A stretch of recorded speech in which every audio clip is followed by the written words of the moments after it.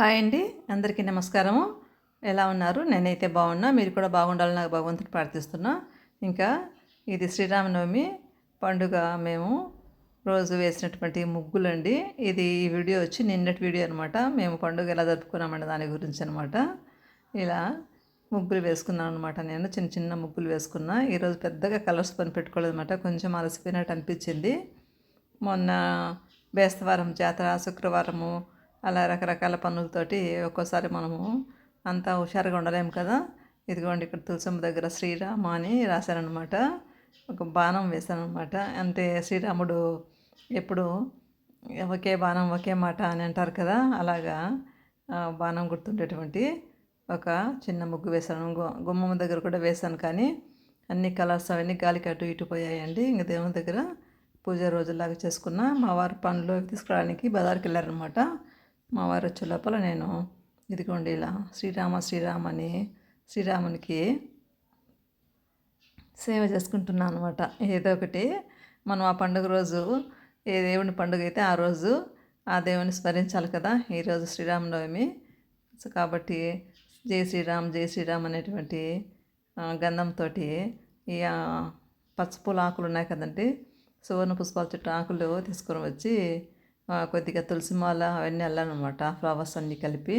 ఇంకా ఆకుల పైన కూడా శ్రీరామ అని రాసి దేవుని దగ్గర డెకరేషన్కి బాగుంటుంది కదా అని ఇలా చేసుకుంటున్నాను అనమాట. నాకైతే బాగా నచ్చిందండి. ఈ పటం మా ఇంట్లో మా గృహప్రవేశం ఉందండి, చాలా పెద్దదన్నమాట.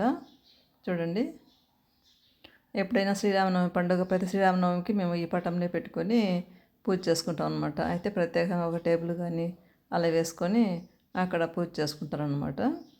దేవుని రూములు పెట్టడానికంటే కొంచెము అంత వసతిగా అనిపించదు అనమాట. ఇంకా అలాగే దేవునికి ఎదురుగా ఒక చిన్న ముగ్గు తులసమ్మ దగ్గర వేస్తాను కదా, అలాంటి ముగ్గు ఇక్కడ కూడా వేస్తున్నాను అనమాట. ఇది కూడా బాణము అంటే అదే ఒకే మాట ఒకే బాణం అని అంటారు కదా, అలా అని శ్రీరాముడికి గుర్తుగా జై శ్రీరామ్ అని రాసి ఆ ముగ్గు వేశాను.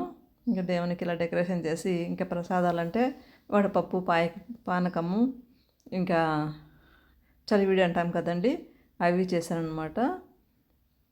ఇదిగోండి ఫైనల్గా ఇలా అయిపోయిందనమాట డెకరేషన్. అయితే నాకు బాగా నచ్చిందండి. ఇలా చేశానమాట, బాగుంది కదా.